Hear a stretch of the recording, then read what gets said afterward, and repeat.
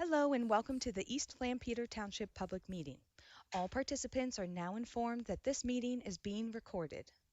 This meeting is also being offered virtually utilizing Zoom, which is a cloud-based platform for remote video and audio conferencing. The Zoom application is free to the public. The general public is therefore able to join the meeting by connection through the internet or by calling in by phone.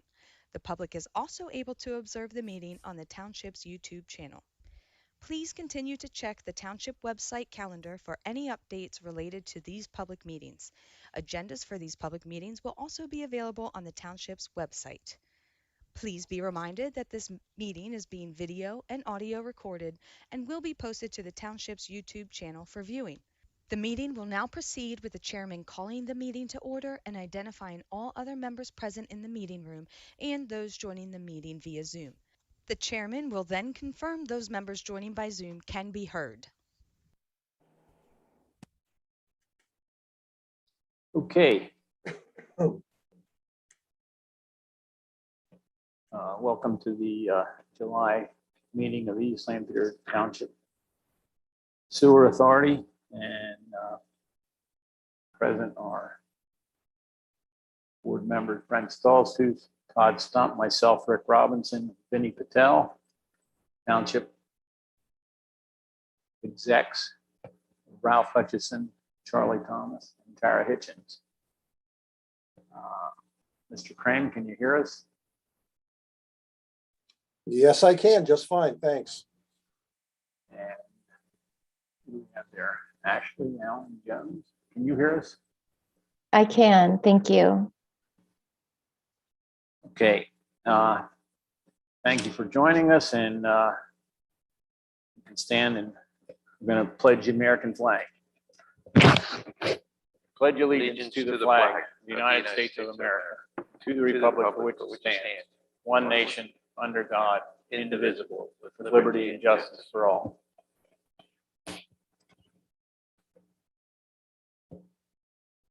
Okay, we've had the minutes from the last meeting for at least 3 weeks now, so unless there's any additions or corrections, they're going to stand as written. Treasurer's report.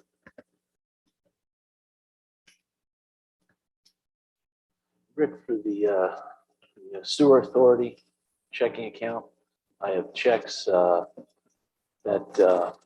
in total $100, and that checking account balance $8,036.36.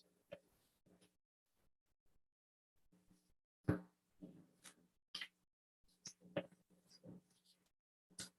be no requisitions this month, according to Matt Seachy. You have any bills for sewer? For the sewer authority would just be the $100. $100. Okay, the 4 members present here today. Okay, and stormwater? I do. We have a grand total of checks that total $14,583.40. I'm reading the paperwork correctly. We have a checking account balance of $263,806.76. Looking for a motion to pay the bills for both the sewer authority and the stormwater authority. I'll make that motion. I'll second. All in favor, say aye. Aye. Aye. Opposed? So moved. Okay, under old business, sanitary sewer, Stauffer Run upgrade. We had no progress meeting this week due to some of the equipment still not in. Construction has not started. They did let us know construction should start at the end of July, if not the first week of August. They'll be mobilizing and start construction. Still looking at the switch gear for the pumps mid to late October, early November. So, but equipment is starting to arrive and they will be mobilizing and starting. So we should have a good report for the next authority meeting in August.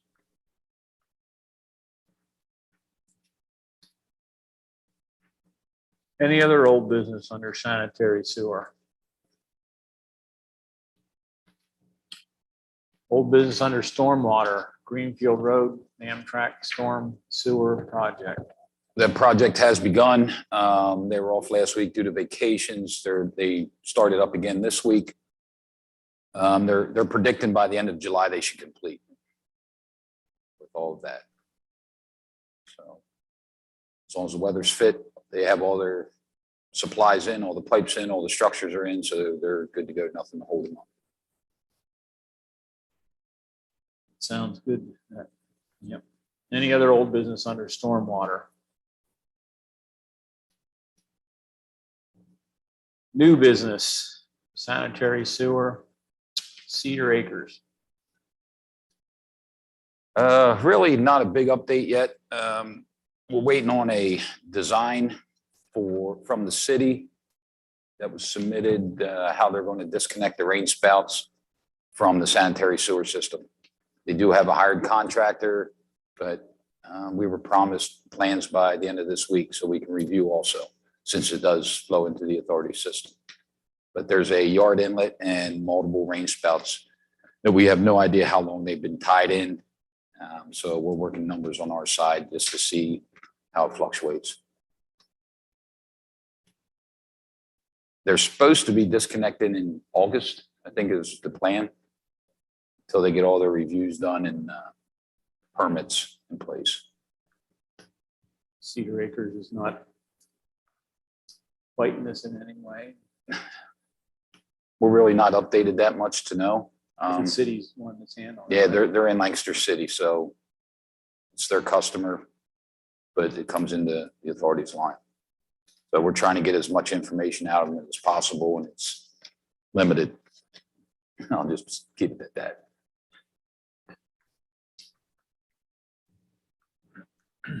City's flow monitoring project. It's in progress. They're thinking they should have all the information October.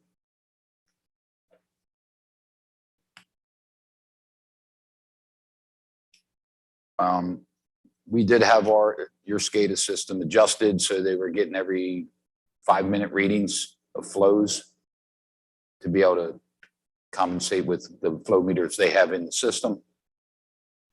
We were able to do that, and we're going to be supposedly receiving some monthly reports from their flow data person to see where we're at with everything. Did discuss this briefly yesterday at the partners meeting and scheduled a meeting. The city indicated that they, and Matt indicated in his memo that the city felt that our suggestions about how to split the costs associated with this project have merit. And so we scheduled a meeting on August the 2nd to discuss how the costs will be shared. They seem to have some suggestions on alternatives besides what we propose. They're supposed to give that to us before August the 2nd. So we have something to discuss at that time.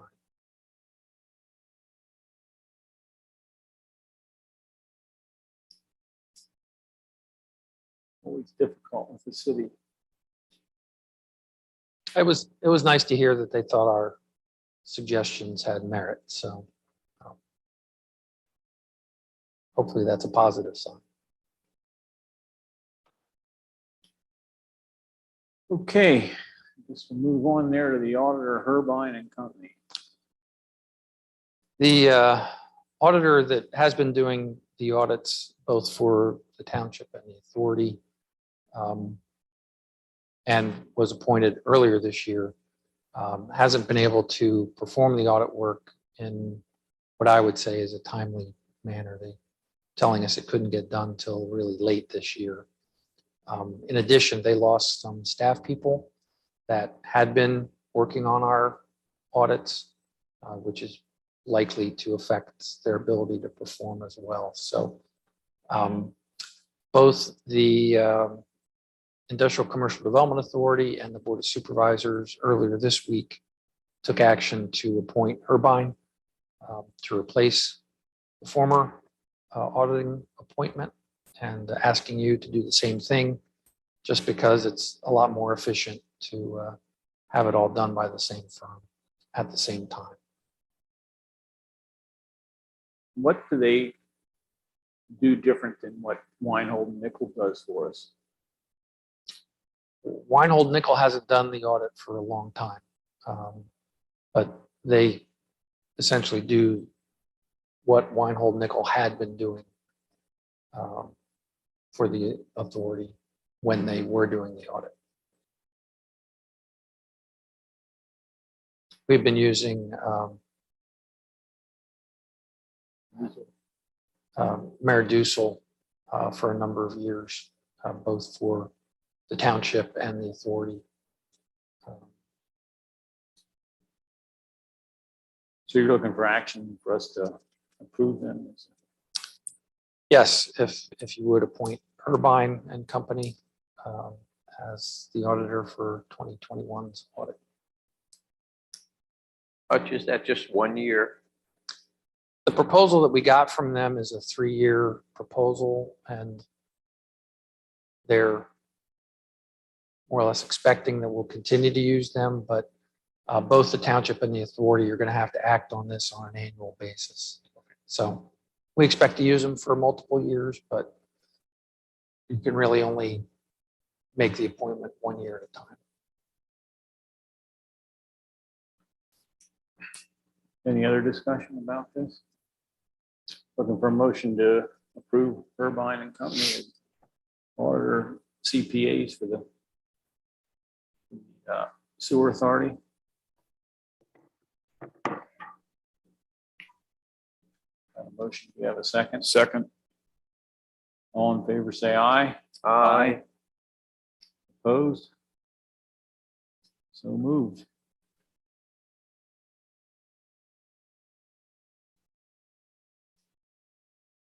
Okay, partners meeting. That was yesterday morning here in our offices. Reviewed all of the sort of normal stuff that we review, which is, you know, ongoing projects that have been funded by the partners, as well as projects that are in the pipeline down at the treatment plant, or joint facilities, I should say. And did we make copies of all of that? Yeah. So you should have copies of all that information that we shared with the partners yesterday. As has been typical over time, you know, several of the projects that have been on their list sort of, you know, creep out, you know, their estimates on when they would get done, you know, get pushed back just because of new information or time taken on current efforts or whatever the causes might be. So I do think that we're probably getting to a point where we should dive a little bit deeper into the authority's capital funds that are available, and based upon the timing of projects that are anticipated, try to figure out, you know, when the authority might be running out of capital dollars for those projects. So we'll put some energy into that between now and the next meeting. Yeah. It's not, again, one of those things we're always happy to have the money just laying around, you know. Right. We've got our own, you know, significant project that, you know, is gonna start causing dollars to go out at Stauffer Run. So we want to make sure, of course, that those funds are there. And it still would be an estimate because, you know, the projects that the city puts on the list do have a tendency to change, but I think we're probably closer to being accurate than we have been in the past. There was one thing brought up at the end that one of the partners wanted to start revisiting the 1983 agreement again. Since there's been at least 2 amendments to it. 6. Well, 6 total now. Yeah. So they'd like to try to get the 1983 agreement. And most of you know that we've been on the board for many years. What a nightmare that is. But it was brought up and discussed at this point. The city definitely did not react well to that. They did not want to pursue that, so. Yeah, Upper Lake Hawk was going to make their board aware of it because it will get into some financial stuff with attorney fees and reviews with engineers but it's just discussion at this point. Nobody voted on it.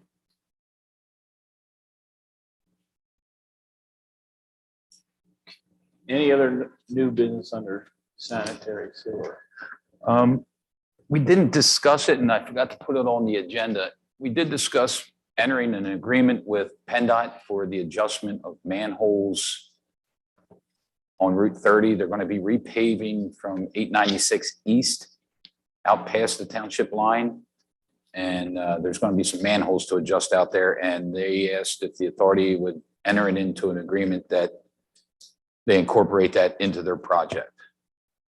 Right now, it's a signed agreement stating that and a resolution that'll need to be passed for signature.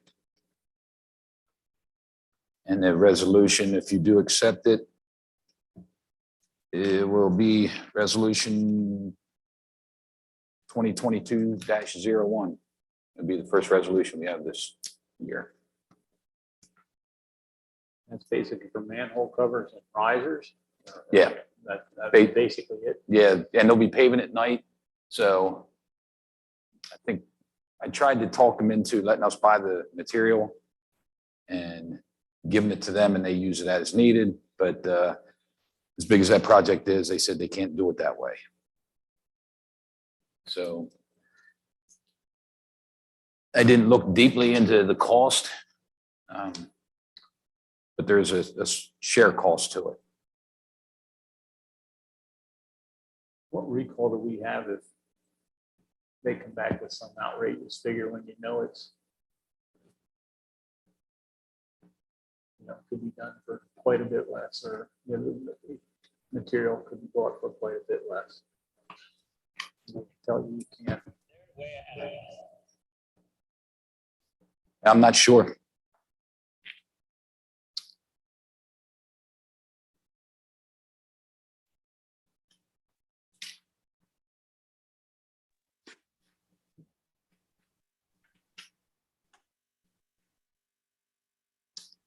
Yeah, the proposed arrangement is for the authority to pay 25% of the actual cost.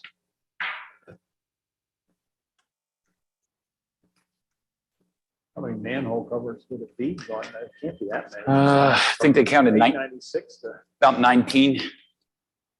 Because there's air release manholes and valve manholes all down along there for that low pressure line that comes up out of Soudersburg.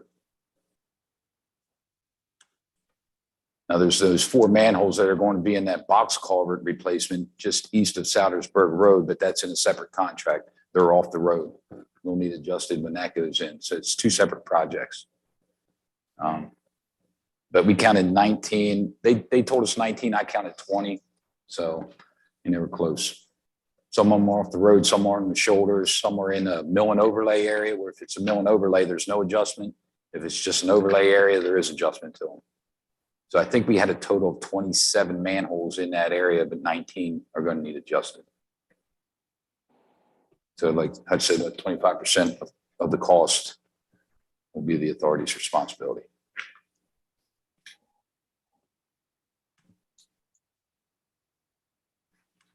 Any discussion about that?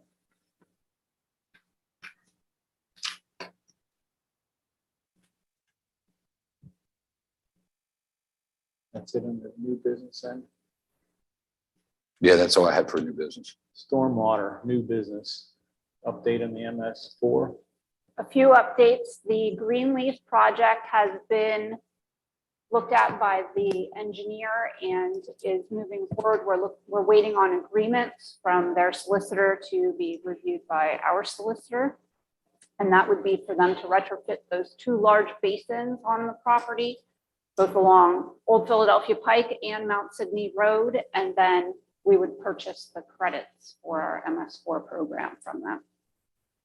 We have a meeting with HAC on July 25th to go over the concept plan for the PRP on their property. And we look forward to that project and getting that through DEP approvals and permitting. We are in the process of updating the pollution reduction plan to include all of the PRP projects that we intend to do in both this permit cycle and the next permit cycle, so that we have very little revision to do in the next permit cycle. That said, that's assuming that there's no significant changes to what DEP is going to require of the township. If they make a significant change towards nitrogen or phosphorus, but we're going to have to redo those numbers and look at projects rather than sediment. June 30th ended our reporting period, so our annual report is being worked on, and that will need to be submitted by September. Along with that is the annual cost of $500 to DEP for our notice of intent to submit. And we have a meeting scheduled next week with DEP to have our first discussion about removal of legacy sediment along Mill Creek behind the dams and potential options of breaching. That's a project further down the line. And then we have guests from I2 Capital and Lancaster Clean Water Partners to talk about the revolving fund opportunity. Sounds good.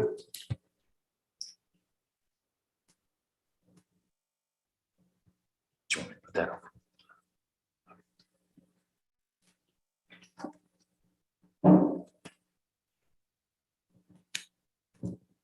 All right.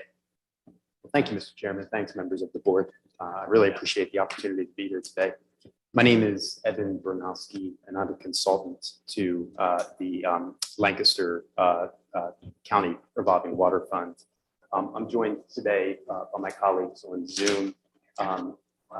Ashley Allen, who's the CEO of I2 Capital, which is a conservation finance firm and is really the brainchild of the revolving fund concept. And also Callan Walsh, who's vice president.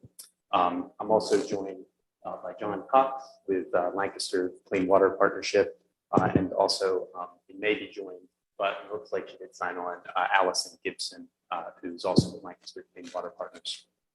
Hi, Evan. I'm here. Okay, thank you. So I'm excited to really be here today. I've introduced our team, and for the last several years throughout phase 2 stormwater municipalities in Pennsylvania, we've been developing an alternative compliance pathway for compliance with the pollutant reduction requirements of the phase 2 general permit within the state. And to make a long story short, it costs a lot of money. It requires a lot of resources, monitoring, and also maintenance to install stormwater practices to achieve the necessary nitrogen, phosphorus, and sediment reductions from urban lands. Within the most recent permit and also within the state's pollutant reduction plan guidance, the state is allowing for municipalities to meet those obligations through agricultural best management practices. There haven't been many examples of this happening in Pennsylvania to date. There have been really great examples on the Pennsylvania nutrient trading side, where wastewater treatment plants have bought agriculture credits, but it hasn't really happened in the stormwater space yet. And so the revolving fund is a financial mechanism that gets capitalized through foundation money and also low interest loans, goes out, pays for projects on agricultural land, and then uses those agricultural credits for compliance with stormwater obligations. And we see it as a win-win situation. It's a lower cost for the participating municipalities. It actually provides greater environmental and water quality benefits in many cases compared to actually doing stormwater projects. And it can, over time, potentially even provide a return for investors that want to invest into the central fund. So it's really exciting. We've been working with Tara and others at East Lampeter to sort of develop the idea and understand how it could fit into the context of East Lampeter Township. We're really excited about its potential. Just a couple other quick points I'll touch on, and then I'll see if my colleagues want to add anything. We are excited to be working in the Lancaster area simply because this is really the heart of Pennsylvania's Chesapeake Bay watershed drainage. It's an incubator of a lot of innovative approaches to pollutant reductions from agricultural practices. We see this as one of the areas on the forefront. We're really excited, again, by this opportunity to work with stormwater management. We've also, elsewhere in Pennsylvania, worked extensively with the borough of, with Penndot Township, and then also Chester County. We've gotten quite far along in those areas. We've actually already started to get feedback from Pennsylvania DEP, and we're tweaking those programs in order to finalize the regulatory aspects. So those programs are very far along. Just a couple other points before I pass it over. We're really excited about the agriculture community and their interest so far. In particular, the plain sect community has been very responsive. We've been very excited about that. We have a dozen farms that have expressed interest in participating, and the projects that we have lined up are projects like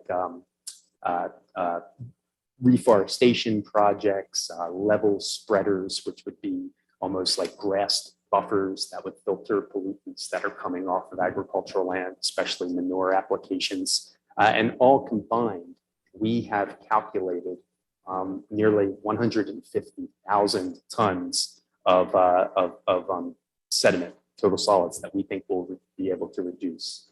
And 150 tons of sediment, if you look at the three different metrics, the sediment always sounds the most impressive. The phosphorus production would be a little lower than that, the nitrogen even less, but combined, those will help East Lampeter to make good progress toward meeting its obligations.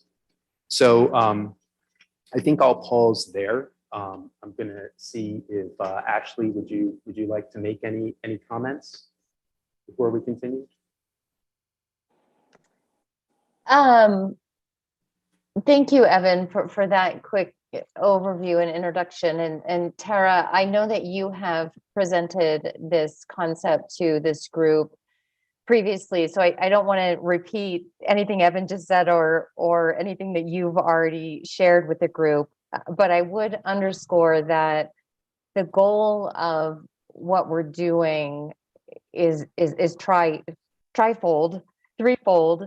We're trying to really maximize pollution reductions coming off of agricultural lands, which in landscapes in Pennsylvania, like yours in particular, the agricultural pollutant load represents a significant portion of the remaining challenge for pollutant reduction. So there's a strong conservation agenda focused on agriculture and alignment with the agricultural community.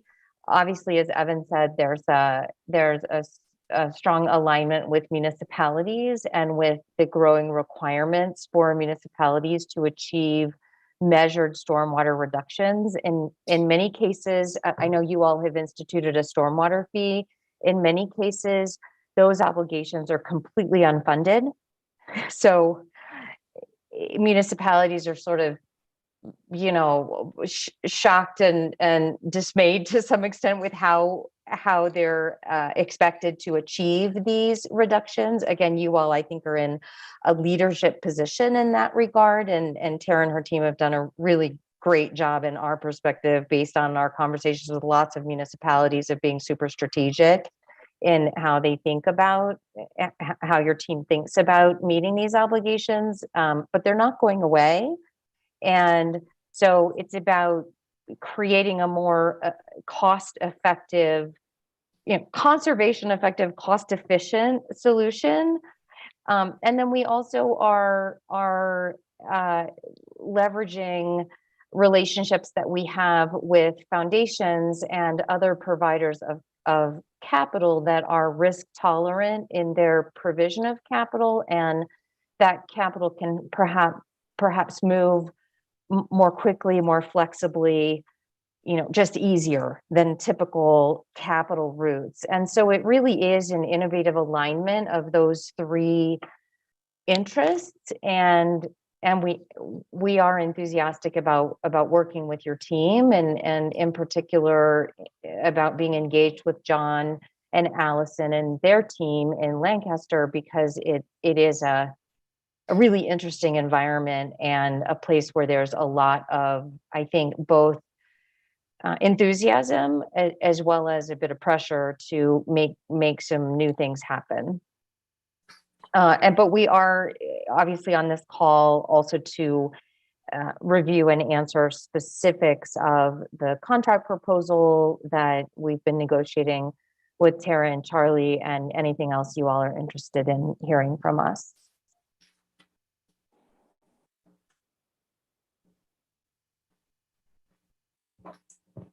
So you all should have the handout provided to you that has East Lampeter water quality project on the front of it.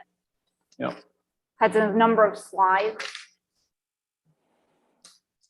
Is this what was emailed earlier? It was emailed earlier, yes. And I think Charlie also provided it for you at your seats, if I'm not mistaken. Just to add a little more context to some of these slides, there's a visual on slide 3 that describes the concept. It shows some of the areas where we're working within Pennsylvania. Slide 4 shows really 4 of the key elements. The funding, so that would be the capitalization of the fund. The supply, so that would be the projects that are installed on the participating farms and the pollutant reductions. The metric, that's a calculation methodology that we, the team, developed to quantify those reductions. And that's what we're working in other parts of the state to receive regulatory approval for. And then demand is really what we see as the ongoing and future permit cycles, potential demand, as Tara said, the state continues to ratchet down on those pollutant reduction requirements. We'd like to stand ready in order to go enroll more farms and deliver reductions at even a lower cost. If you keep going on, slide 5 gets into our calculation methodology at a really high level. We can talk through any of those assumptions if you'd like. It also cites some of the regulatory requirements where the state is actually allowing for agricultural practices to be used for stormwater compliance. Slide 6 goes into a little more detail on that as well.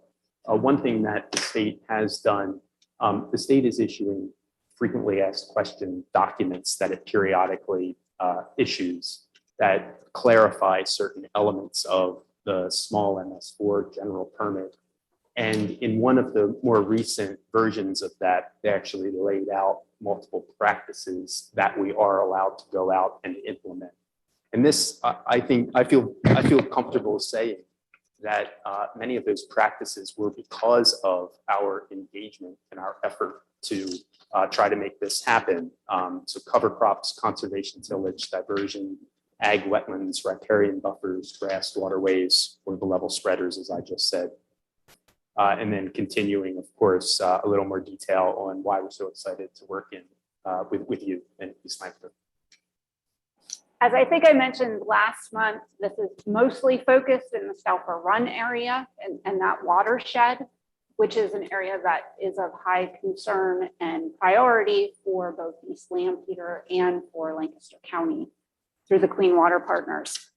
The benefit to the township is the fact that township staff is not out there doing maintenance on a project. We're not out there doing inspections and yearly follow-ups on the projects to ensure that they're being maintained and are still functioning in the way that they should in order for the credits to still be maintained as part of our MS4 program. And the fact that as I2 Capital went through this process from the beginning in meeting with farmers out in that area, they engaged a consultant who was updating and or writing from scratch the conservation, nutrient management, ENS plans for the farming community in that area. Now, the credits that we can account for and which I2 Capital has put onto paper for us are those that go above the minimum baseline for those plans. So on every one of these farms, there are projects above that minimum baseline that can be accounted for. I'm sorry if I'm stealing. No, your that's a thunder. great point. I'm really glad you mentioned. Thank you. And I think that gets back to my point about this win-win situation where, obviously we all want to comply with stormwater requirements at a lower cost because we know how expensive they are. But the engagement on the agriculture side also brings the ag sector up to a level that is necessary for agriculture to really do its share of what's necessary in order to restore our water bodies. And as Tara mentioned, we're going above and beyond what the state wants that baseline to be.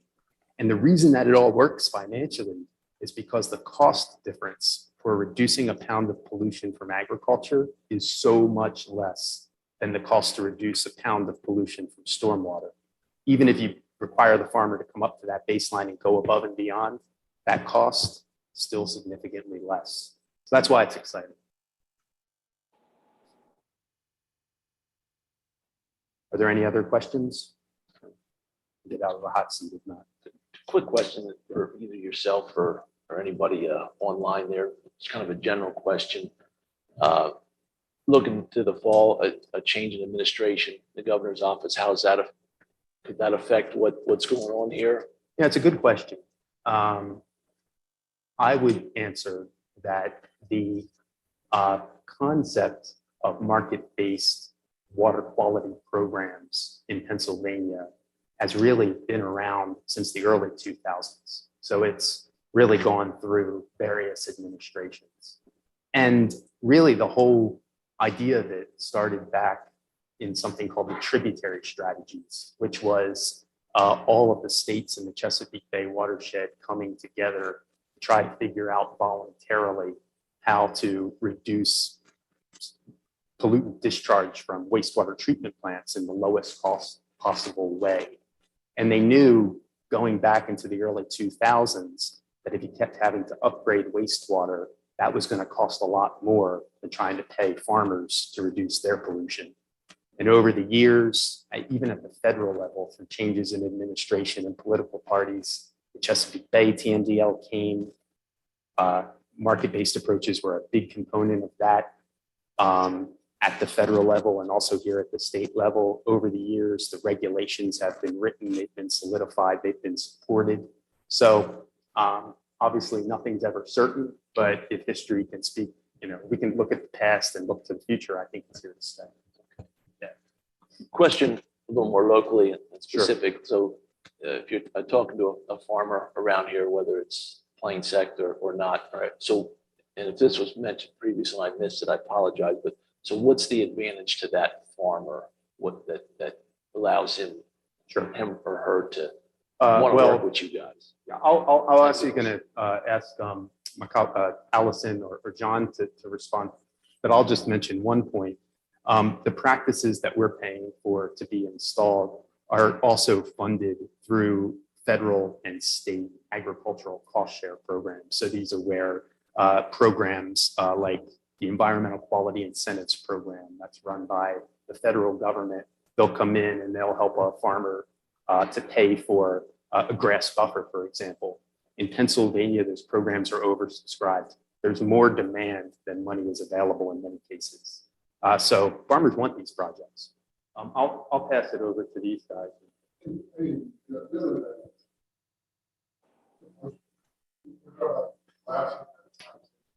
John, can you speak into the mic, please?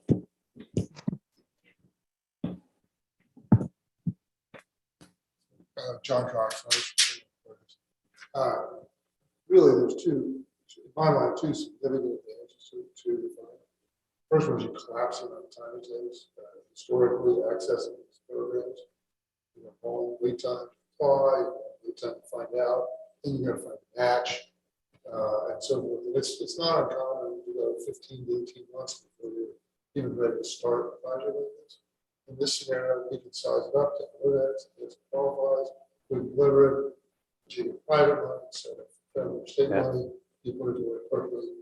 They can have a project done half the time. We're still figuring it out exactly.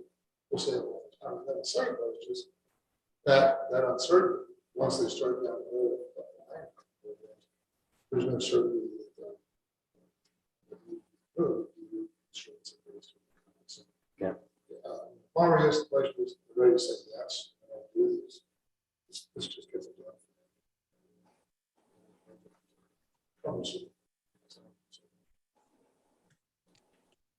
I think that's two things. Yeah.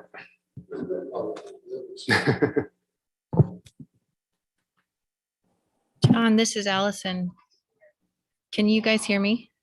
Yes. I would add that the farmer gets to work with their trusted advisor that they're working with already. So if they're working with TMAG, they get to stay with them. We take care of the funding side of it. We take care of the implementation side of it.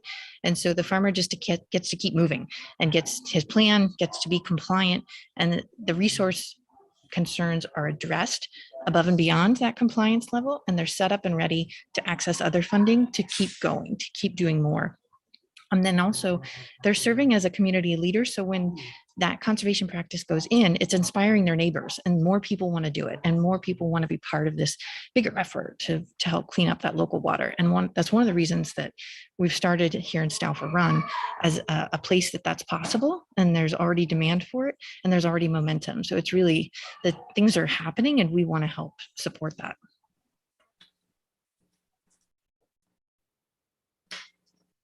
I have a question. The settlement reduction that you have on this appendix, which says about 150,000 pounds of reduction. So you're proposing that the total contract for the first 5 years is $764,000 in order to reduce 150,000 pounds? I'm going to defer, well, if Callan, that might be a question. That would be for 100,000 pounds. So it would be 150,000 pounds or 100,000 pounds? So we have 150,000 pounds available. What we've discussed, what I've discussed with Tara and Charlie, is that they might only be interested in 100,000 pounds for this permit cycle. You are allowed to bank additional pounds for the next upcoming permit cycle. And so that's likely what we'd hope would be the idea. Otherwise, we don't have to implement all of the practices if you're not interested in, or if the township isn't interested in the additional 50,000 pounds. But yes, we have 150,000 available at $7.64 a pound. And then as part of the agreement, there's a maintenance fee for those. And that's been told to us that that's about 10 cents per pound. Correct, Helen? Yes. That would cover the next 5-year permit cycle. And let me just make a point on the funding side of this, just to clarify any misperceptions that might come up. The fund that we've put together is a nonprofit fund, and it really is driven by a desire to solve a really complex problem in water quality. And there is not a profit per se that this fund is pursuing. It's the agenda of the fund is to scale solutions, provide velocity and efficiency in funding, and recycle funds. So it's not a private equity model, it's a venture capital model. Those are the worlds that I come out of. And we structured this fund specifically to not be that. Because those equations aren't going to work. We already have a bit of an unfunded mandate. But B, just because this is about achieving a public good, right? It's about a municipal good, a state good, a farming conservation agenda. It really is not a profit-making agenda, which doesn't mean that we don't want to cover costs. And we're covering costs actually more cheaply than if municipalities would do it themselves. And so, there are places, of course, where municipalities will move forward and do projects themselves for a lot of reasons that you all understand better than I. But I think this is one that is really uniquely positioned for the private sector and the nonprofit sector to come in and help to align interests with plain fact farmers, with other communities that are just sometimes hard to reach. And we knew that going in. So again, just wanted to underscore that it's not a profit-making agenda as much as it is a speed and velocity of capital. And our large foundation funders are really in this project for mission-oriented reasons as well. Tara, so the question is that our responsibility for the first 5 years is $764,000. That's what we're looking at, right? That's correct. Cost to the authority, $764,000. That's for 100,000 pounds. Right, for 100,000 That's pounds correct. in 5 years. That's a payment, not every year payment. Right, for over 5 years. Right. Okay. And then when the new permitting cycle comes out and the new requirements come out, then do we renew with them again? The agreement has an automatic renewal and up to 3 times, I believe the renewal is, so that there would be a total of 20 years. At which point those buffers are fully established, and the buffers and a lot of the practices are fully established and don't require maintenance, or the farmers have already realized the benefit of the cover cropping or the annual practices that have gone on. And we can sign agreements with them to continue that and to protect those lands. But at that point, it sort of transfers over to East Lampeter ownership. Not to maintain, just to, you wouldn't have to pay for it anymore. Just so you are aware, we did have Solicitor Cream involved with some of these conversations, these meetings. He's pretty much up to speed. If you have any questions, legal questions, he's on there. Yes, and Solicitor Cream, I owe you an email to connect you again with our attorney, just to clarify some of the language in that contract that you had an additional question about. Perfect. I'll look forward to that. Yeah, thank you. Sounds like a win-win-win situation, though, for the most part, for everybody involved. I mean, I myself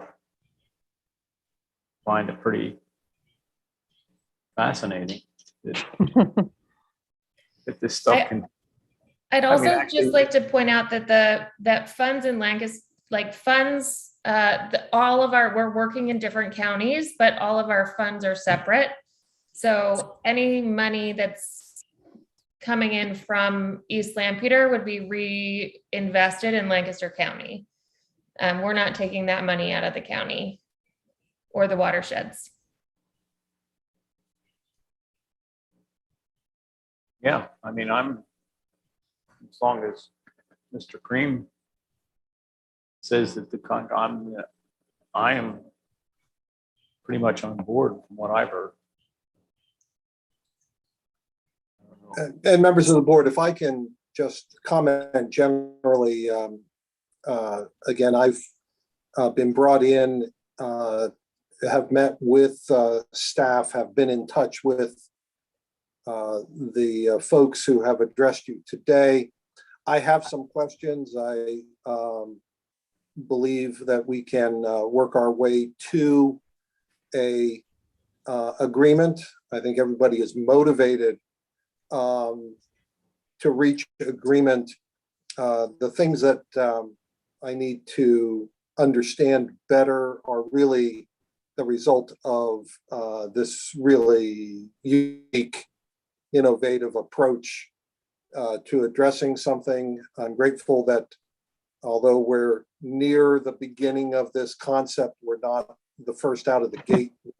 There are examples out there that we can draw on to help us understand what the concept is, how it fits into your governmental function. And it's just a matter of us all, you, me, staff, and our partners being satisfied that we're compliant with what our requirements are.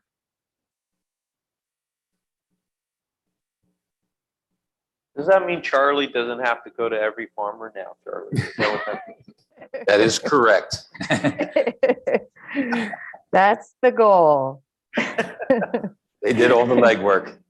Yeah. Callan, in fact, who's on our call, Callan spent a really fun weekend with a group of Amish farmers. I did. I almost came home with a puppy. My husband would have killed me, but but I did stay at Henry Esch's farm, and his dad was had some puppies there. He's like, "There's one that's not sold yet." And I was like, "I might take it." But I think the point, Matt, that you just made about you're not at the very beginning of this cycle is a good point. We started working on this project about 5 years ago. It took us, and when we at the very beginning, from the very, very beginning, we were engaged with PADEP. At that time, it was Lee Murphy, who was head of the MS4 program in Harrisburg.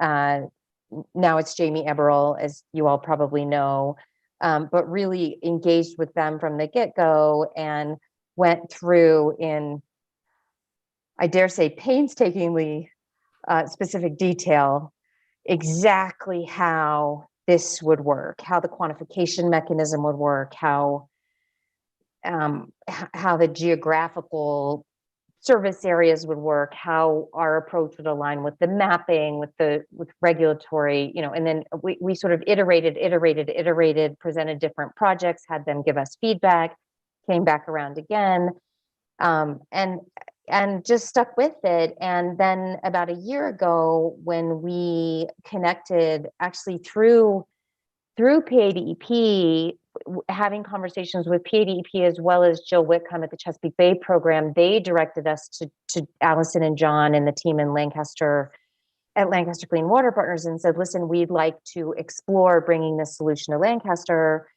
You need to talk to John and Allison. And so our parties started collaborating about a year ago. And so what took us 4 years from the get-go, if we count that year, what took us 4 years to get to a contract agreement that we worked out in Chester County has now, brought us in the last year to this conversation. And so you aren't the guinea pigs, and we are leveraging work that others have done. We're also leveraging work that has happened in the past. We're also tremendously excited that in partnership with John and Allison and the group that they've put together, we've been able to condense the time frame to a point, where we could possibly pull these things together, pull these really innovative solutions together in a year or perhaps less.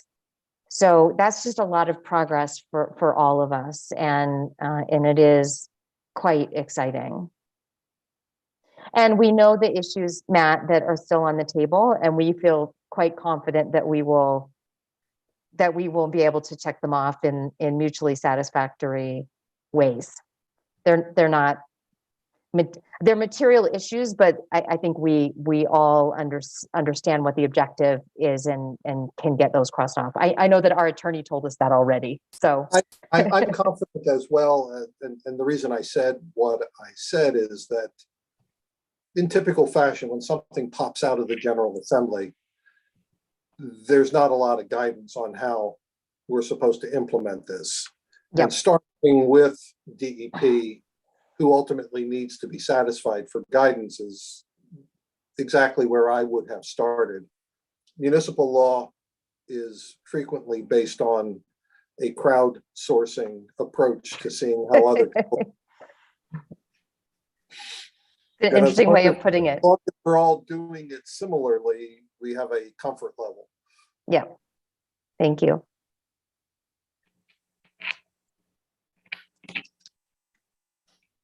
Looks like $150,800 per year, Tara. Is that correct? Pretty much.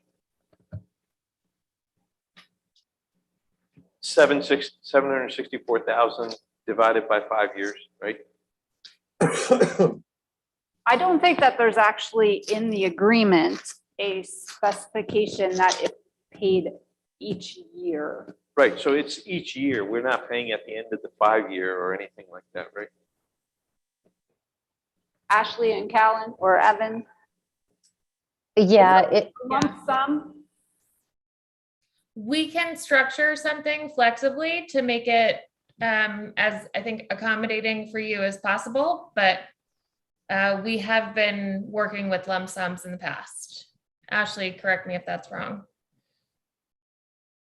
yes, we have been working with, I don't want to repeat what you said. Yes. Yeah. We have worked with lump sums. I mean, there's a performance, it's performance-based contracting. So lump sum upon delivery, confirmation of project. Right. Understood. Which is, again, just a typical performance-based contracting. But you're not taking on all the risk upfront with $765,000, right? It would be based on delivery, confirmation, delivery, et cetera, projects. Mhm. But if we need to go beyond confirmation of delivery, we can address that.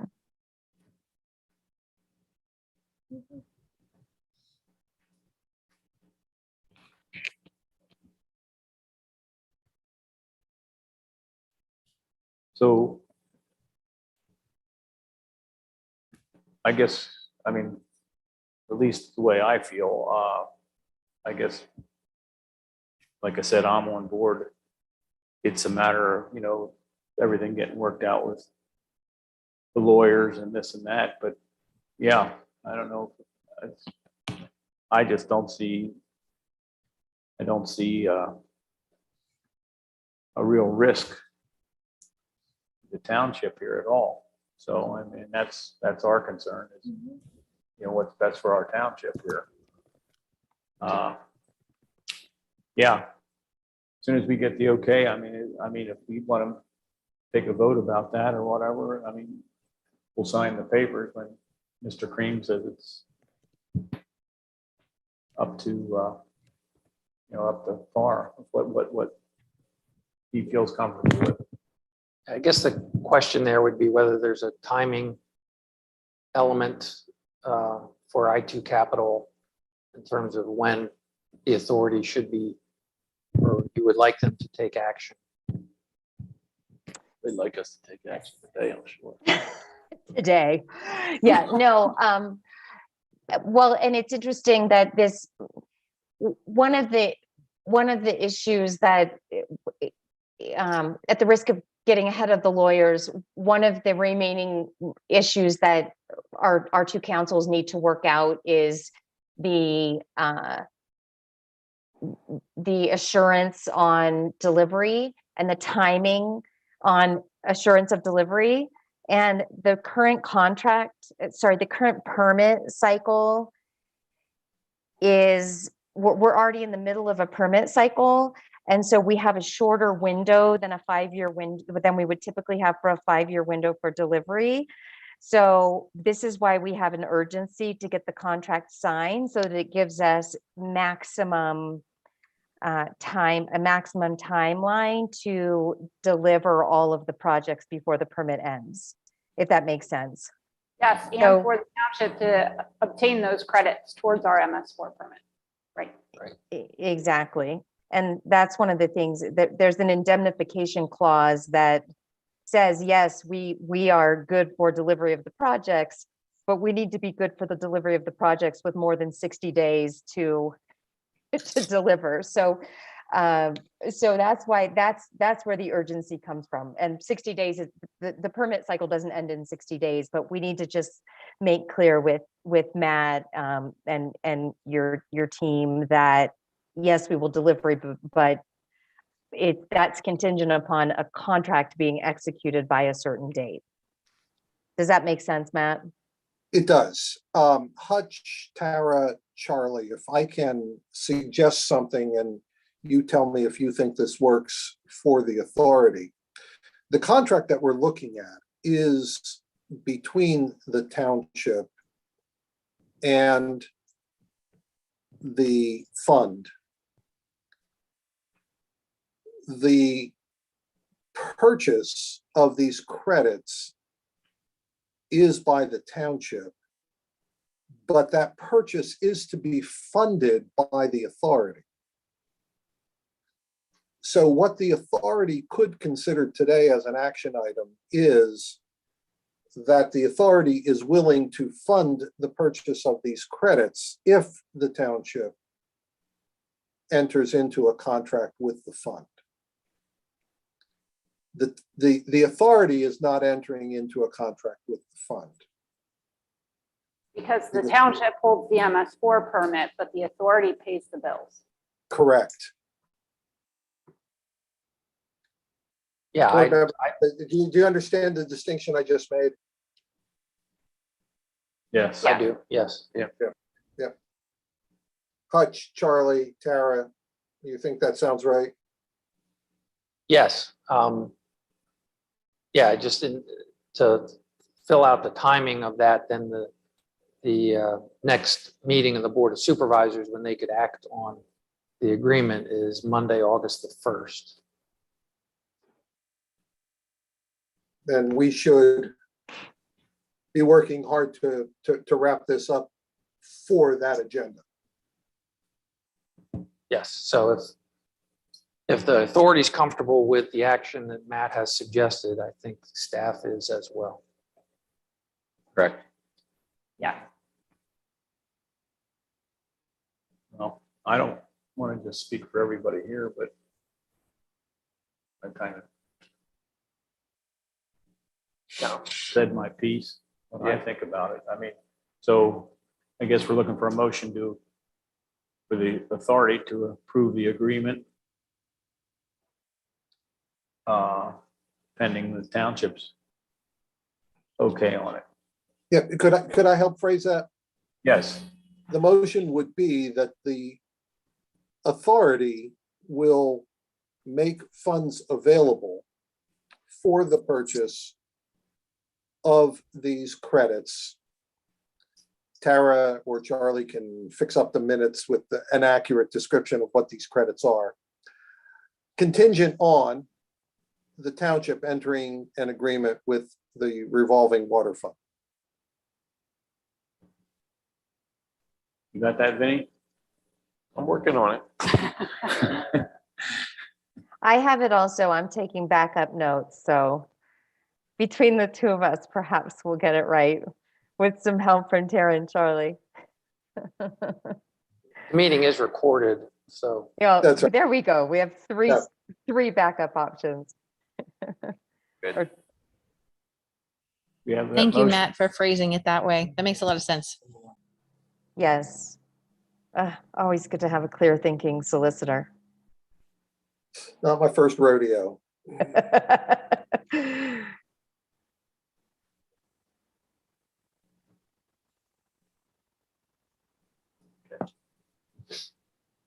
You want to kind of read off what you got there, Vinny, as a, I'll read it the best I can. Who's making the motion?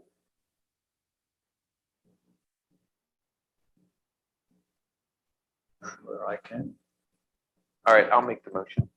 Motion that the authority will make the funds available to the township to purchase of the credits for the township permit.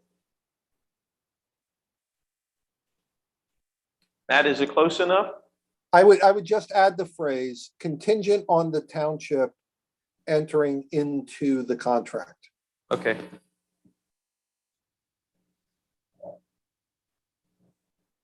This way, you're not bound unless the township binds itself. Right. Okay. Okay, we have a motion. Do we have a second? I'll second. All in favor, say aye. Aye. Opposed? So moved. Thank you all for your time. Thank you Thank very you. much. Thank you all. Thank you, Tara and Charlie and Matt. I'll follow up with you guys and make sure that you're in touch with our solicitor to get this wrapped up as soon as possible with all the correct language.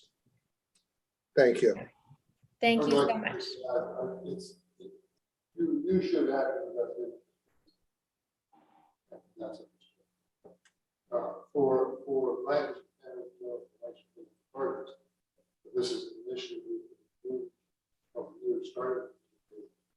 Whereby we can try to move away from state and federal funding, so we can add more tools, Russian county, how we come up on water rates, how we address the requirements of laws, including private business, including private foundations. That these might be achieved like this in our county. I really acceptable replies. Not material necessarily. On the other hand, I thank you did these things for being able to take the time to work on this, understand it, and come to this point of doing this. I think it's going to be a very good thing. So I just want to make sure that thank you. For your words. Well, thank everyone for their presentation and stuff. I mean, that's.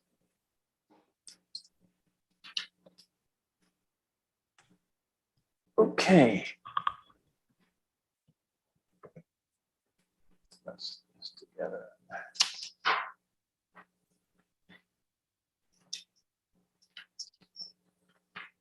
We should sign this then. No?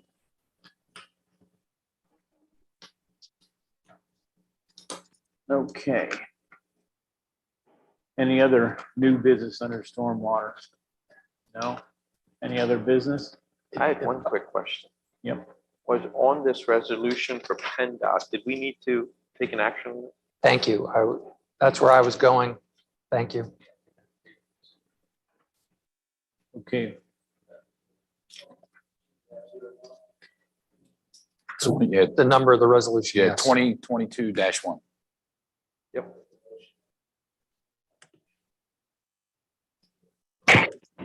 Second. All in favor, say aye. Aye. Opposed? So moved. I guess the only other thing I would ask, and maybe a dumb question, not necessarily for the authority, but since the agreement that you just agreed to fund with I2 Capital is going to be with the township and the Board of Supervisors have to act on that, I just want to make sure Matt's available to talk to Susan Pfeiffer about the agreement and answer any questions that she might have coming up so she can appropriately advise the Board of Supervisors. Of course. Thank you. Any other business? Motion to adjourn? Just for the record, there's been no public comment. Thank you for that. Yep. So moved. Okay. Thanks, Matt. Thanks, everybody.